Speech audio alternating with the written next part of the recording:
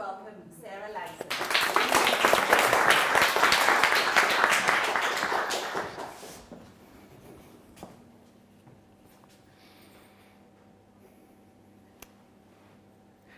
I was sat on the beach, sobbing.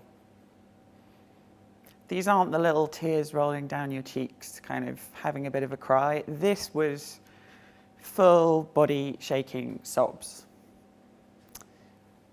Massive release of pent-up emotion. Shame, sadness, anger, injustice, all of it pouring out. I was with my best friend. We'd been walking the cliffs at Land's End, beautiful place. And I'd been hearing all morning about how amazing her job was, how much she loved it, how great her new boyfriend was, how brilliant her life was. Now, how many of you, when someone asks you, how are you? Say, yeah, I'm fine.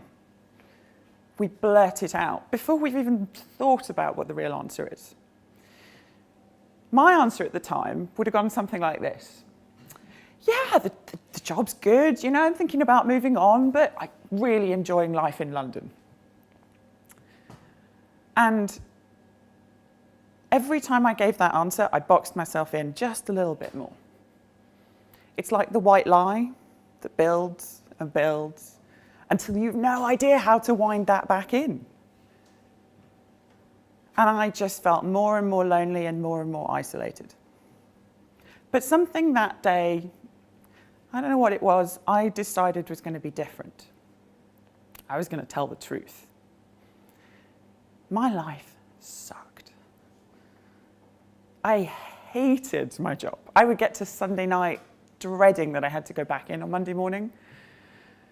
I'd been single for what felt like forever.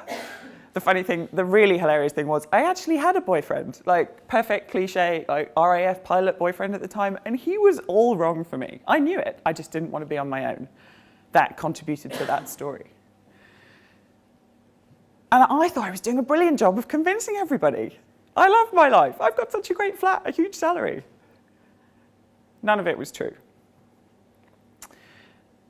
And the key to actually starting to change that was honesty. I'm not talking about the little white lies or the, filching the Post-it notes from the office kind of honesty, or maybe that was just me. I'm talking about being honest with yourself first, and then actually being honest with other people. And, because here's the thing, the real honest truth about being dishonest. When we are dishonest, or let's be honest, when we outright lie, perform, pretend that our life's great, we make it completely impossible to get any support to change that. Think about it for a second. It's like when your car breaks down, right?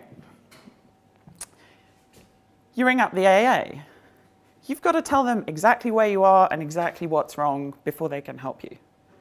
Otherwise, they're driving around the countryside looking for where you said you were, but actually you're over here going, yeah, not going so well. It's exactly the same for us in our lives. And it was that moment when I decided I needed to stop putting on a performance of having a great life and actually do the work to create one. I invite you to take a look for yourselves. My hunch is that every single person in this room has a part of their life that they are not quite being honest with themselves about. What would it take to actually be honest? What would be available if you actually were honest with that and asked for the support that you needed? Who or what are you hiding from? What is getting in the way of the changes that you want to make that actually might be available by being honest about it? And my challenge to you, as a very little way to start practicing this, is this. For the next week, when someone says, how are you? Just pause for a second and think about what the real answer is. Whether you choose to share that in that moment or not, it's not always the time and the place. But at least be honest with yourself. Are you really fine? Or is there some stuff that actually you'd kind of like to do something about? Because